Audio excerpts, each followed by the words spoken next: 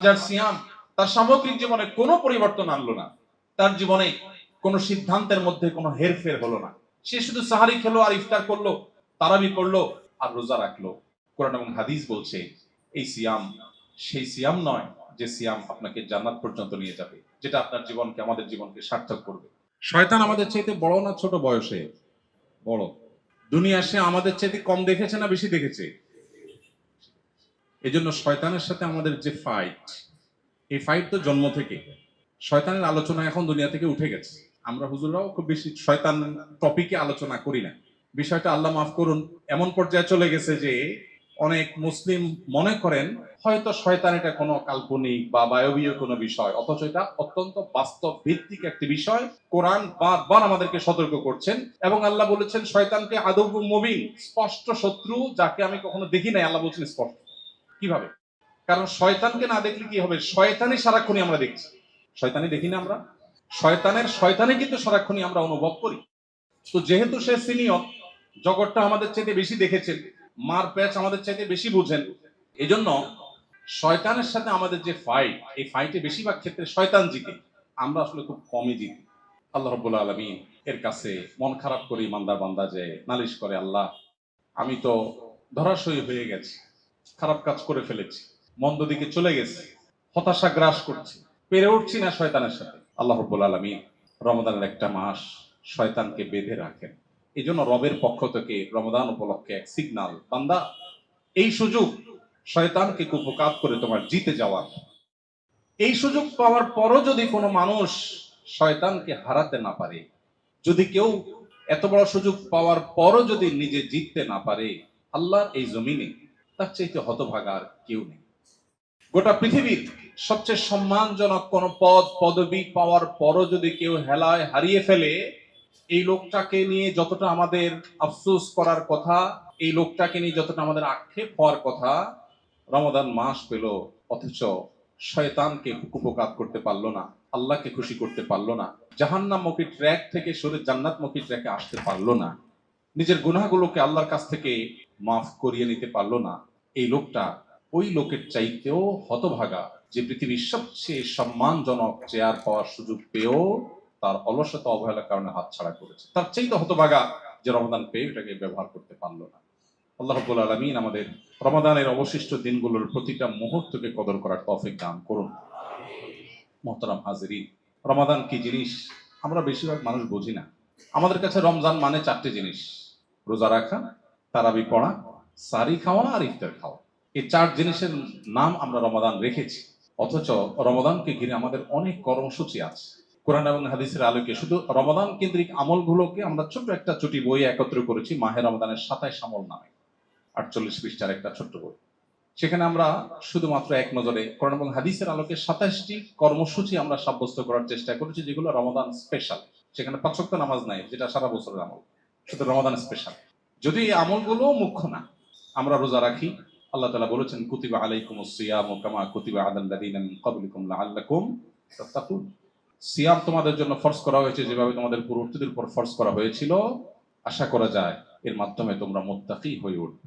রোজা রাখার উদ্দেশ্য ভাই তাকওয়া হাসিল করা, আল্লাহ ভীতি অর্জন করা। আমরা যে না খেয়ে থাকি, আমরা উপোস থাকি, আমাদেরকে উপোস রাখায় কি আল্লাহর কোনো ঠেকা আছে? আল্লাহর কোনো স্বার্থ আছে এখানে? আল্লাহ রাব্বুল আলামিন মূলত আমাদেরকে এই সিয়াম সাধনার মাধ্যমে, উপোস রাখার মাধ্যমে আমাদেরকে একটা চূড়ান্ত বার্তা দেন। দুঃখজনক বাস্তবতা হলো সে বার্তা বেশিরভাগ মানুষ আমরা গ্রহণ করতে পারি না, আমরা টেরও পাই না যে আল্লাহ কি বলতে চান।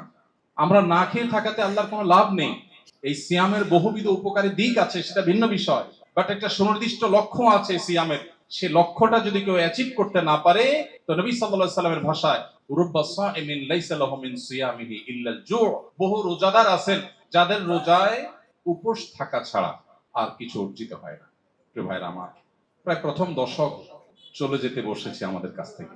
আমরা এই দশকে আল্লাহ রাব্বুল আলামিনের মাগফিরাতের পথে কতটা অগ্রসর হতে পেরেছি, এই প্রশ্ন আমাদের নিজেদের কাছে রাখা উচিত।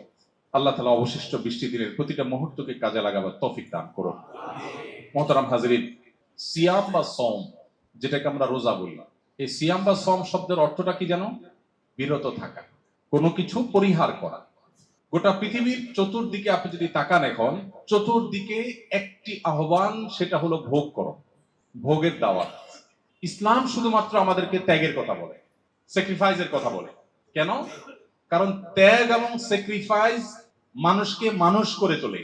ভোগ এটা পশু পাখিও পারে, এটার জন্য কোনো যোগ্যতার প্রয়োজন হয় না, সবাই ভোগ করতে পারে, ত্যাগ সবাই করতে পারে না। সিয়ামের মধ্যে দেখুন আপনি, আল্লাহ তাআলা আমাদেরকে তিনটা জিনিস ত্যাগ করতে বলছে: পান, আহার, যৌনতা। গোটা পৃথিবীতে যত অপরাধ হয়, এই অপরাধগুলো বেসিক্যালি মানুষ পুণ্যবৃত্তি কিংবা যৌনবৃত্তির কারণে করে। আর এই দুইটাকে কন্ট্রোল করার ট্রেনিং আল্লাহ দিচ্ছেন সিয়ামের মাধ্যমে। আমরা সিয়ামের মাধ্যমে বিরত থাকার প্রশিক্ষণ নিচ্ছি। কেন নিচ্ছি? কারণ আমার জীবনে প্রতিদিন সাবকনশিয়াস মাইন্ডে, অবচেতন মনে আমি শত শত ডিসিশন মেক করতে হয়, শত শত সিদ্ধান্ত নিতে হয়। আপনি ঘুম থেকে উঠলেন, দোয়া পড়বেন কি পড়বেন না, সিদ্ধান্তের ব্যাপার। আপনি ওয়াশরুমে যাবেন, ডান পা দিবেন না বাম পা দিবেন, ডিসিশনের ব্যাপার। আপনি ফজরের আজানের পর মসজিদে যাবেন না শুয়ে থাকবেন, সিদ্ধান্তের ব্যাপার। আপনি রাস্তায় বেরিয়েছেন, কারোর সাথে ঝগড়াঝাটি হয়েছে, মুখ খারাপ করবেন নাকি আত্মনিয়ন্ত্রণ করবেন, ডিসিশনের ব্যাপার।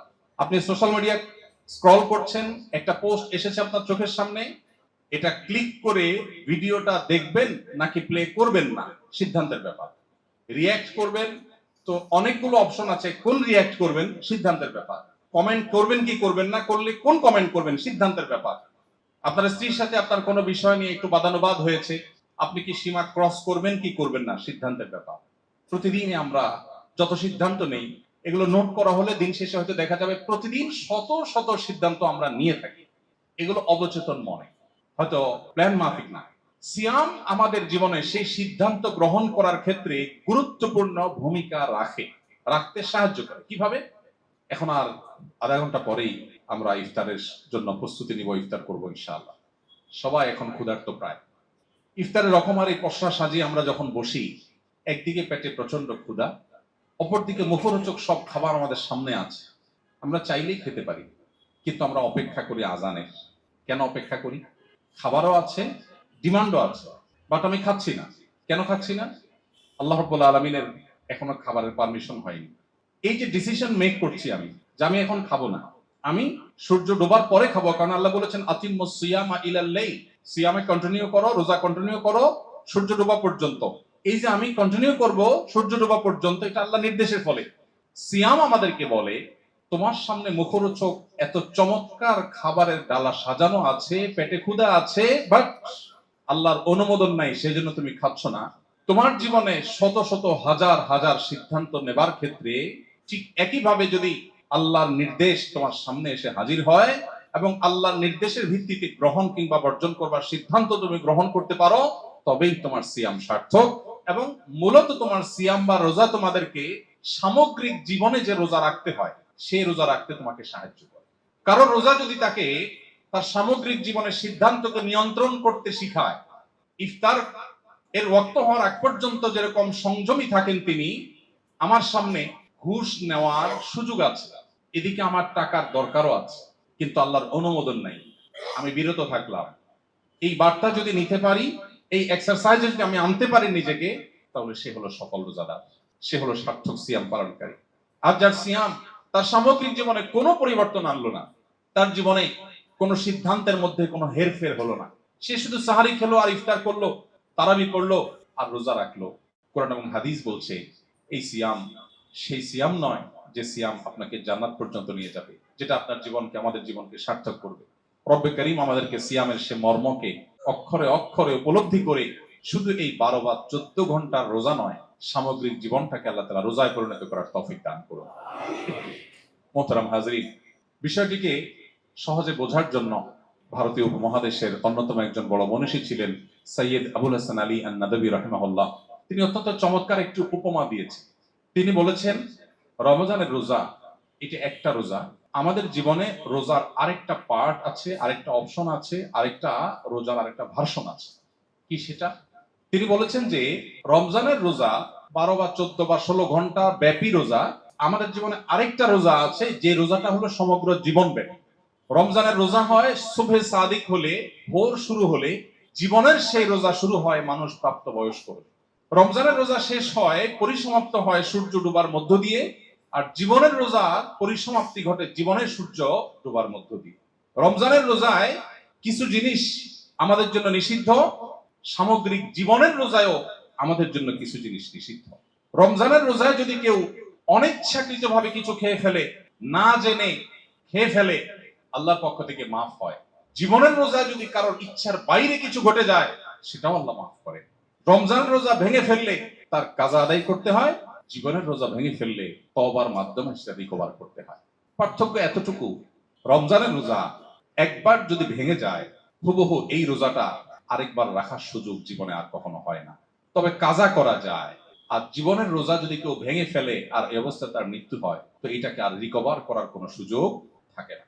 মোহতারাম হাজরিন, রমাদানের এই সামগ্রিক আয়োজন, এর পেছনের যে আধ্যাত্মিক, রুহানি, স্পিরিচুয়াল যে বিশাল বড় প্ল্যান, বিশাল বড় দিক আছে, আমরা বেশিরভাগ মানুষ শুধুই কিছু গতানুগতিক কর্মকাণ্ড, রিচুয়ালের মধ্য দিয়ে রমাদানকে পার করি। সে অন্তর্নিহিত দিকটাকে আমরা সেভাবে উপলব্ধি করতে পারি না। সিয়াম যেন শুধু আমাদেরকে পানাহার আর যৌনতা থেকে একটা লিমিটেড সময় যেন শুধু বিরত না রাখে, বরং আমাদের সামগ্রিক জীবনে যেন আমরা পরিপূর্ণ অর্থে সেই জীবনের যে সিয়াম, জীবনের যে রোজা, সেটা রাখার তৌফিক দান করুন। প্রিয় ভাইরা আমার, রোজা রাখার ফলে ইফতারের একটা আনন্দ আছে না? কি আনন্দ বলুন তো? ইফতারের যে আনন্দ, কিসের জন্য আনন্দ? কিছু খাবার সামনে আছে, আমরা খাবার খাবো, এই তো। তো সারা বছর আমরা খাবার খাই না? আরবিতে ইফতার, বাংলার অর্থ হলো কি? নাস্তা। সারা বছর আমরা কি করি? রাতভর না খেয়ে থেকে সকালে নাস্তা করি। আর রমজান মাসে রোজা রেখে আমরা কি করি? দিনভর না খেয়ে থেকে সন্ধ্যা নাস্তা করি। তাহলে জিনিস সেটাই, যেটা 11 মাস করি। নামও সেটা, জিনিসও সেটা। কিন্তু আপনি কি লক্ষ্য করে দেখেছেন আপনার জীবনের কোন একটি নাস্তা রমজানের একটি ইফতারের আনন্দের ধারে কাছেও নাই? আমরা কি লক্ষ্য করেছি? নবীজি সাল্লাল্লাহু আলাইহি ওয়াসাল্লাম বলেছেন, লিসাইমি ফারহাতান, ফারহাতুন ইনদা ফিতরি ওয়া ফারহাতুন ইনদা লিকাই রাব্বিহ। রোজাদার ব্যক্তির জন্য আল্লাহর তরফ থেকে দুটি আনন্দের বরাদ্দ আছে। একটি আনন্দ নগদ, আরেকটা বাকি। নগদ আনন্দটা হলো বান্দা যখন ইফতার করে অথবা যখন ঈদ উদযাপন করে, সেটাও এক প্রকারের ইফতার। 30 দিনের রোজা ভঙ্গ হয় ঈদের মাধ্যমে। ইফতারের সময়ের যে আনন্দ, আল্লাহ বলছেন এটা আল্লাহর প্রদত্ত আনন্দ। পৃথিবীর অন্য কোন নাস্তা, যেখানে হয়তো 100 আইটেমের বুফে আপনি নাস্তা করতে পারেন, কিন্তু মাত্র একটু ছোলা মুড়ি, একটু খেজুর আর শরবত নিয়ে বসে ইফতার করার মুহূর্তের যে আনন্দ, আল্লাহর শপথ করে বলছি, এই আনন্দের সাথে ওই আনন্দ আপনি তুলনা করলে আপনি কখনো মেলাতে পারবেন না যে এর সাথে এটা কোনোভাবে তুলনাযোগ্য। ঠিক না ঠিক? আমরা প্রতিদিনই আনন্দটা উপভোগ করি না? এটা আল্লাহ প্রদত্ত আনন্দের আইটেম, উপকরণ এর চেয়ে বহুগুণ বেশি থাকার পরও আপনার আনন্দ এই লেভেলে পৌঁছাবে না ইফতার তাকে যে আনন্দটা দেয়। সারা জীবন না খেয়ে থাকা মানুষ খাবার দেখলে এত খুশি হয় কিনা জানি না। আমরা সামান্য একটু 12 ঘন্টা 14 ঘন্টা রোজা রাখার পর ইফতার নিয়ে বসে যখন অপেক্ষা করি, তখন যে আনন্দ হয়, এবং এই যে আমরা খাবারের চাহিদা আছে, খাবার আছে, খাচ্ছি না, বসে থাকছি, এই যে একটা টানাপোড়েন, এই যে একটা আত্মনিয়ন্ত্রণ, এই যে একটা সংযমের ট্রেনিং এবং প্রশিক্ষণ, এটার মধ্যে যে অবর্ণনীয় একটা প্রেম, একটা ভালোবাসা আল্লাহর সাথে, আল্লাহ নির্দেশকে সর্বোচ্চ সম্মান দেওয়ার, এর মধ্যে যে একটা উপভোগ্য দৃশ্যের অবতারণা মনোজগতে হয়, এটাকে পৃথিবীর কোনো কিছুর সাথে তুলনা করা যাবে না। সাইয়্যিদ আবুল হাসান নবী রাহমাতুল্লাহি আলাইহি রমজানের রোজা, এটা থেকে সামগ্রিক জীবনের রোজা তুলনা করতে গিয়ে তিনি আরেকটি উদাহরণ দিয়েছেন, অত্যন্ত চমৎকার। তিনি বলেছেন, আমাদের বাসা বাড়িতে যখন আমরা রোজা রাখি, রোজা রেখে আনন্দ পাই, তখন আমাদের বাচ্চারা উৎসাহিত হয়, আমিও রোজা রাখবো। ঠিক না বেঠিক? অন্য অনেক কাজ করতে না চাইলেও বাচ্চারা রোজাটা রাখতে চায়। দেখুন তো, রোজা রাখা মানে তো কষ্ট, কিন্তু বাচ্চা রাখতে চায়, কারণ সেও জানে যে আব্বু আম্মু ইফতারের সময়, দাদা দাদু, বড় ভাই বোন, আপু ভাইয়া, তারা ইফতারের সময় যে আনন্দটা পাচ্ছে, এই আনন্দটা আমারও দরকার। বাচ্চা রোজা রাখতে চায়। এখন কোন ফ্যামিলিতে ধরুন আপনার 2টা ছেলে, একটা বড় একটা ছোট, রোজা রাখছে।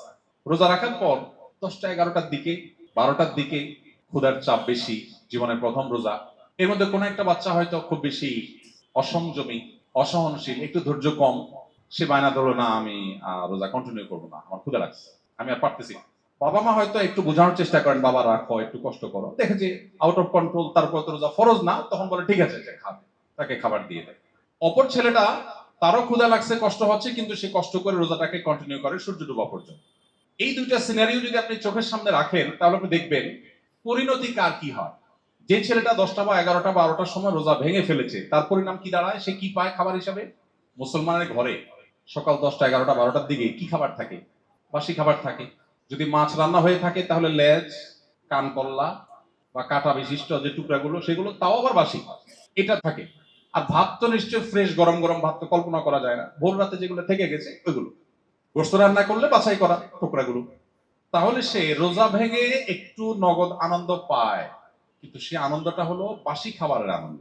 পরিণতিতে কি দাঁড়ায়? ধানমন্ডির মানুষকে বোঝানো কঠিন। আমি গ্রামের ছেলে, যারা গ্রামীণ পরিবেশে শৈশব পার করেছেন তারা ভালো বুঝতে পারবে। ইফতারের আগ মুহূর্তে ওই যে একটা ছেলে রোজা কন্টিনিউ করেছে, আরেকজন করেন নাই।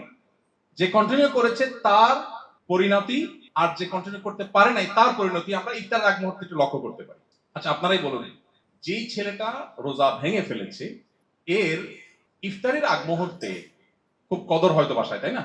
যেহেতু রোজা ভেঙে ফেলছে, রোজাই নাই আর কি, কদর হয় না অনেক। উল্টা বরং কি হয়, সে দৌড়ের উপর থাকে। কিভাবে দৌড়ের উপর থাকে? ধরুন ইফতার টেবিলে সাজানো হচ্ছে, তাকে বলা হয়, এই মোহাম্মদ কই আসোস, এই আব্দুল্লাহ কই আসোস, এদিকে ধরে পেঁয়াজগুলো টেবিল নিয়ে রাখ, এই এতক্ষণ লাগে এটা রেখে আসতে, জলদি আয়, শরবত টানে রেখে আস। আর বিদ্যুৎ চলে গেছে, দৌড় দে একটু দোকান থেকে একটা মোমবাতি নিয়ে আয়, বাচ্চাটা ডিস্টার্ব করছে, ওরে ধর, হাঁস মোরগ থাকলে হাঁস মোরগ গুলো সামলা। এদিকে মুখরোচক খাবারের কিন্তু প্রস্তুতি চলছে, আর তার চলছে দৌড়ের প্রস্তুতি, কারণ সে রোজা ভেঙে ফেলেছে। আর যে ছেলেটা রোজা কন্টিনিউ করেছে তার কষ্ট হয়েছে ঠিক, কিন্তু ইফতারের আগ মুহূর্তে সুবহানাল্লাহ, আমার প্রিয় বন্ধুবর, আমাদের মুফতি সাইফুল ইসলাম ভাইয়ের মতো এরকম জামাইয়ের মতো তাকে সাজায়া সুন্দর করে সাজায়া তাকে একেবারে ডাইনিং টেবিলের মাঝখানের চেয়ারটাতে আদর করে বসিয়ে একটু পর এসে দাদা বলে, দাদা ভাই এই 20 মিনিট, মাশাআল্লাহ তুমি সাকসেস, এই তো আর 20 মিনিট, সব তোমার জন্য। দাদু এসে বলে, আরে আমার দাদু ভাই চেহারাটা শুকায় গেছে, আরে একটু, এই তার অল্প একটু সময়। মা এসে সান্ত্বনা দেয়, বাবা এসে সান্ত্বনা দেয়, সবাই সে অ্যাপ্রিসিয়েট করে, একের পর এক তাকে বাহবা দিতে থাকে, তাকে অভয় দিতে থাকে যে তোমার আর কোনো ভয় নেই, কোনো টেনশন নেই, এই তো সূর্য ডুবতে যাচ্ছে আর তোমার আনন্দ শুরু হয়ে যাবে। এদিকে মুয়াজ্জিন আজান হাঁকে, দাদা, দাদু, ভাইয়া, আপু, মা, বাবা সবাই খেজুর নিয়ে দৌড়াদৌড়ি শুরু হয়, সবাই শরবত নিয়ে সিরিয়াল ধরে। কার জন্য? ওই রোজাদার ছেলেটার জন্য, যে বাবা তুমি খাও, কাঠটা নিবে, সবাই অপেক্ষমান থাকে। ইন দ্য মিন টাইম যে রোজা রাখে নাই, ভেঙে ফেলছিল, ও কিন্তু হাঁস মুরগ নিয়ে আছে। ওরে বরং এই টাইমে যদি আশপাশে গুড়গুড় করতে দেখে তখন উল্টা ধমক দিয়ে বলা হয়, এই তোর এখানে কে? তোর না বলছি বাবুরে রাখতে, তোকে না বললাম ওই হাঁস মুরগ গুলো ধরতে, বাবু ডিস্টার্ব ওরে কোলে রাখ। বেচারা দৌড়ের উপর থাকে। এরপর এই জামাই আদরে ইফতার করা রোজাদার ছেলেটা কষ্ট করে সংযম করে যখন রোজাটা সম্পন্ন করে শেষ করে, তার খেয়ে দিয়ে শেষ করার পর যখন থাকে, ওই বাসি খেয়ে বাসি খাওয়ার লোভ সামলাতে না পেরে রোজা ভঙ্গকারী ছেলেটা এই বেলাতে এসেও সেই বাসি ইফতার খায়। এই সিনারিটা আমাদের বাসা বাড়িতে হয় না? প্রিয় ভাইরা আমার, আল্লাহ রাব্বুল আলামিন জীবনের যে রোজা আমাদেরকে দিয়েছেন, এই জীবনের রোজা কিছু মানুষ ভেঙে ফেলেন আর এটা জোড়া দেন না, লোভ সামলাতে পারেন না। লোভের কারণে এই রোজাগুলো যখন ভেঙে ফেলে, তারা দুনিয়াতে ভোগ করে, সেই ভোগটা হলো সেই বাসি খাবারের ভোগের মতো। এরাও একসময় ইমানদার থাকলে জান্নাতে যাওয়ার সুযোগ থাকে, কিন্তু সেটা অন্যদের জান্নাতে যাওয়ার বহুকাল পরে, জাহান্নাম, শাস্তি, বহু কিছু ভোগের পরে। আর যারা জীবনের সামগ্রিক রোজা যত কষ্ট হোক ভাঙতে দেয় না, টুটতে দেয় না, ছুটতে দেয় না, সংযম করে, সংগ্রাম করে, নিজেকে কন্ট্রোল করার প্রতিজ্ঞা করে যে না, আমার জীবনের রোজা আমি ভাঙতে দেব না। সুদ, ঘুষ, দুর্নীতি, অপরাধ, চোখের জেনা, কানের গুনাহ, অন্যের কষ্ট দেওয়া, অন্যের হক নষ্ট করা, যত রকম কাজ আমার জীবনের রোজাকে ভাঙতে পারে, আল্লাহকে অসন্তুষ্ট করতে পারে, সব নিষিদ্ধ কাজ থেকে বেঁচে থাকবো। এতে আমার বন্ধু, প্রিয়জন, আমার প্রতিবেশী, আমার সার্কেল, আমার বন্ধু বান্ধব অনেকের সাথে দূরত্ব হবে, হোক সমাজে দাম হবে না, না হোক ভাবসাব কমে যাবে, যাক, কিন্তু আমার জীবনের রোজা আমি রক্ষা করব। কষ্ট হয়, অনেক কষ্ট হয়, কিন্তু জীবনের রোজা যখন ভাঙার উপক্রম হয়, জীবনের সূর্য ডুবার সময় যখন নিকটবর্তী হয়, ওই রোজাদার বাচ্চাকে যেরকম দাদা দাদি এসে সান্ত্বনা দেয়, আল্লাহর কোরআন বলছে মৃত্যুর সেই মুহূর্তে এসে আল্লাহর ফেরেশতা এসে তাকে বলে, আল্লাহ খাউফুন আলাইহিম ওয়ালা হুম ইয়াহজানুন, আল্লাহ তাখাফু ওয়ালা তাহজানু ওয়া আবশিরু বিল জান্নাতি আল্লাতী কুনতুম তুআদুন। কত কষ্ট তোমরা করেছো, কত কষ্ট করে সিয়াম সাধনা করেছো, আল্লাহকে খুশি করতে গিয়ে কত প্রিয়জন নাখোশ হয়ে গেছে, সমাজে দাম পাও নাই, তোমার জীবন সায়ান্নে মৃত্যু শয্যায় শায়িত, এখন তোমার রূহ বের হবে, তুমি আখিরাতে পাড়ি জমাবে।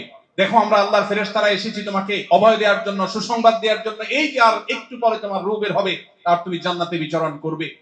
প্রিয় ভাইরা আমার, রমজানের সিয়ামের সাথে জীবনের সিয়ামের এই যে রিলেশন, রমজানের সিয়াম থেকে জীবনের সিয়ামের বার্তা গ্রহণ করবার এই যে সুযোগ, সেটি আমরা বেশিরভাগ মানুষ হাতছাড়া করি। আরশে আজিমের মালিকের কাছে ফরিয়াদ করি, আল্লাহ আপনি আমাদেরকে রমজানের রোজাকে অর্থবহ এবং সার্থক করার তৌফিক দান করুন। এই সিয়াম যেন আমাদের জীবনে পরিবর্তন আনে, এই সিয়াম যেন আমাদের জীবনে সিদ্ধান্ত গ্রহণ করতে আমাদেরকে সাহায্য করে, সঠিক সিদ্ধান্ত যেন আমরা গ্রহণ করতে পারি। আল্লাহর কাছে দোয়া করবো তো ইনশাআল্লাহ। আল্লাহ তাআলা আমাকে আপনাকে আমাদের সবাইকে সেই তৌফিক দান করুন। মোহতারাম হাজিরিন, আল্লাহ তাআলা মাফ করার জন্য এই রমাদানে বহু সুযোগ আমাদের সামনে খুলে রেখেছে, কিন্তু আমরা বেশিরভাগ মানুষ হাতছাড়া করি। ভাইরা আমার, কজন মানুষ আমরা এখানে আছি যে আল্লাহর কাছে ছোট বাচ্চা যেরকম কাকুতি মিনতি করে চোখের পানি ফেলে কিছু চায়, আদায় করে নেয় মা বাবার কাছ থেকে, আমরা কজন মানুষ আল্লাহর কাছে সেভাবে দোয়া করতে পেরেছি? খুবই হতভাগ্য এটা। ইফতারের আগে আমাদের ইফতারের ব্যস্ততায় চলে যায়, সাহরির সময় সাহরির ব্যস্ততায় চলে যায়। দুটি গুরুত্বপূর্ণ টাইম শয়তান নিয়ে ফেলে আমাদেরকে খাবারের ব্যস্ততা। ইফতারের 10 মিনিট আগে সমস্ত ব্যস্ততা আপনি বন্ধ করে দেন, দিয়ে ইফতার সামনে নিয়ে আপনি আপনার পরিবারের সদস্যদেরকে সাথে নিয়ে আল্লাহর কাছে চোখের পানি ফেলে দোয়া করুন। দুটি আইটেম হয়নি আজকে, না হোক, এটা ইফতারের পরে হবে। এখন সবাইকে নিয়ে আসুন দোয়া করে চোখের পানি ফেলে। ভাইরা আমার, আল্লাহ রাব্বুল আলামিন ক্ষমা করবেন বলেই তো শয়তানকে বেঁধে রেখেছে, ক্ষমা করবেন বলেই তো জান্নাতের ডোরগুলো ওপেন করে দিয়েছে, ক্ষমা করবেন বলেই তো জাহান্নামের ডোরগুলো রমজানে বন্ধ করে দিয়েছে, ক্ষমা করবেন বলেই তো লাইলাতুল কদর দিয়েছেন, ক্ষমা করবেন বলেই তো এত সব সুযোগ দিয়েছেন। এরপরও যদি আল্লাহর কাছ থেকে ক্ষমার অ্যাপ্লিকেশনটাও জমা দিতে না পারি, নিবেদনটুকু যদি করতে না পারি, এর চেয়ে বড় হতভাগ্যের বিষয় আর কি আছে বলুন? আপনাদের প্রতি উদাত্ত আহ্বান, দিনে অন্তত 10টা মিনিট এমনিতে তো উঠতে বসতে চলতে ফিরতে আল্লাহকে আমরা স্মরণ করব, একটা সময় একান্তে আল্লাহর সাথে কথা বলার চেষ্টা করবো ইনশাআল্লাহ। চেষ্টা করবো তো ইনশাআল্লাহ। আল্লাহকে বলবো, আল্লাহ শয়তান পরাভূত করে ফেলেছে, আমি অমুক গুনাহ করে ফেলেছি, আল্লাহ কেউ জানে না, তুমি জানো, মালিক মাফ করে দাও। আল্লাহ ক্ষমাশীল। ভাইরা আমার, আল্লাহ ক্ষমা করবার ওয়াদা করেছেন। আপনি যদি মনে করেন আপনার গুনাহ এত হয়ে গেছে যে ক্ষমার অযোগ্য, তাহলে আপনি আল্লাহ সম্পর্কে কুধারণা করলেন, আল্লাহ সম্পর্কে আপনি মিথ্যা আরোপ করলেন। আল্লাহ ক্ষমাশীল। শুধু প্রয়োজন চোখের পানি ফেলে একটু মাপ চাওয়া। পৃথিবীতে কোনো মানুষের কাছে অপরাধ স্বীকার করলে মানুষ অস্বস্তিতে পড়ে, ভালো লাগে না। ছোট হয়ে গেলাম, তার কাছে অপরাধ স্বীকার করি। কোনো মানুষের কাছে মাপ চাইতে গেলে লজ্জিত হয়, মানুষ কষ্ট পায়। কারোর কাছে কাঁদলে মানুষ অস্বস্তিতে পড়ে। আল্লাহ রাব্বুল আলামিনের কাছে যারা কান্না করার তৌফিক হয়েছে তারা বলতে পারবেন, এই কান্না পৃথিবীর সকল হাসিকেও হার মানায়। পৃথিবীর কোনো হাসিতে সেই তৃপ্তি নাই রব্বে কারিমের কাছে কান্নায় যে তৃপ্তি আছে। এই জন্য ভোর রাতে যখন সারি খেতে উঠবেন, 10টা মিনিট সময় হাতে নিয়ে সিজদায় গিয়ে একটু আল্লাহর সাথে কথা বলেন, আল্লাহর সাথে একটু আলাপ করেন। ভাইরা আমার, একান্তে একটু আল্লাহর সাথে যখন চোখের পানি ফেলে মাপ চাইবেন, আল্লাহর ওয়াদা কখনো ব্যতিক্রম হয় না। এই রমাদান আপনার সমস্ত গুনাহকে মাফ করাবে ইনশাআল্লাহ। চেষ্টা করবো তো আমরা ইনশাআল্লাহ। আল্লাহ রাব্বুল আলামিন আপনি আমাদেরকে রমজানের সমস্ত মুহূর্তগুলোকে কাজে লাগাবার তৌফিক দান করুন। সিয়ামের বার্তা, সিয়ামের যে আসল লক্ষ্য, গোটা জীবনে তাকওয়ার চর্চা, সব ক্ষেত্রে জীবনের সিয়াম পালন করা, আল্লাহর আদেশ নিষেধকে মেনে চলা, আল্লাহ আপনি আমাদের সবাইকে সেই তৌফিক দান করুন। সিয়ামের এই শিক্ষা থেকে আমাদের সামগ্রিক জীবনে সিদ্ধান্ত গ্রহণের ক্ষেত্রে আমরা যেন আল্লাহর আদেশ নিষেধের ভিত্তিতে সিদ্ধান্ত গ্রহণ করতে পারি, সেই তৌফিক আল্লাহ আমাদের সবাইকে দান করুন। সিয়ামের বার্তা যদি আমরা নিতে পারি, আমাদের জীবন সুন্দর হবে, সমাজটা সুন্দর হবে, আমাদের সিয়ামটা উপভোগ্য হবে, সার্থক হবে। জান্নাতের গ্যারান্টি এই সিয়াম থেকে আমরা পেয়ে যাবো ইনশাআল্লাহ। বিশেষ করে শেষ দশকের ইতিকাফ যদি আপনি করতে পারেন, তাহলে আল্লাহর সঙ্গে আপনার নিবিড় সম্পর্ক গড়বার এক সুবর্ণ সুযোগ তৈরি হবে। চেষ্টা করবো তো আমরা ইনশাআল্লাহ। একান্তে শুধু আল্লাহর সাথে কথা হবে। সারা বছর বিভিন্ন দিকে আমাদের ফোকাস নষ্ট হয়ে যায়, মনোযোগ নষ্ট হয়ে যায়। একান্তে আল্লাহর সাথে 2 রাকাত নামাজ কোনো মনোযোগ এদিক সেদিক দেওয়া ছাড়া পড়বো, সেই সুযোগটা জীবনে হয় না। কিন্তু শেষ দশকে ইতিকাফ করে দেখেন, আপনার মনোযোগ রাখা অনেক সহজ হবে। চেষ্টা করা যাবে তো ইনশাআল্লাহ। আরশে আজিমের কাছে ফরিয়াদ করি, আজকের এই আশা বসা সিয়ামকে সার্থক করার তৌফিক হিসাবে আল্লাহ আমাদের সবার জন্য কবুল করে নিন। আমরা এখানে সমবেত হয়েছি আল্লাহর ভালোবাসা ছাড়া আর কোনো কানেকশন নাই। আমার কাছে কিছু নেই আপনাকে দেওয়ার মতো। আমি আল্লাহর কথা, রাসূলের কথা বলতে পারি। এই মহব্বতের কারণে যে আমরা সমবেত হয়েছি, রব্বে কারীমের ঘোষণা আছে তার নবীর মাধ্যমে, হাদিসের মাধ্যমে, যে আরশের নিচে কি আমাদের ভয়াবহতম দিনে আল্লাহর জন্য যারা পরস্পরকে ভালোবাসবে তাদেরকে আল্লাহ আরশের নিচে ভিআইপি প্যান্ডেলের ছায়া দান করবে। আল্লাহ আপনি আমাদেরকে এখানে যেরকম একত্র করেছেন, আপনার এই ভালোবাসার বন্ধনের কারণে আপনি আমাদেরকে কিয়ামতের ময়দানে আরশের নিচে এভাবে সমবেত হওয়ার তৌফিক দান করুন। আল্লাহ আমাদেরকে আমাদের প্রিয় রাসূলের সাথে জান্নাতুল ফেরদাউসে সমবেত হওয়ার তৌফিক দান করুন।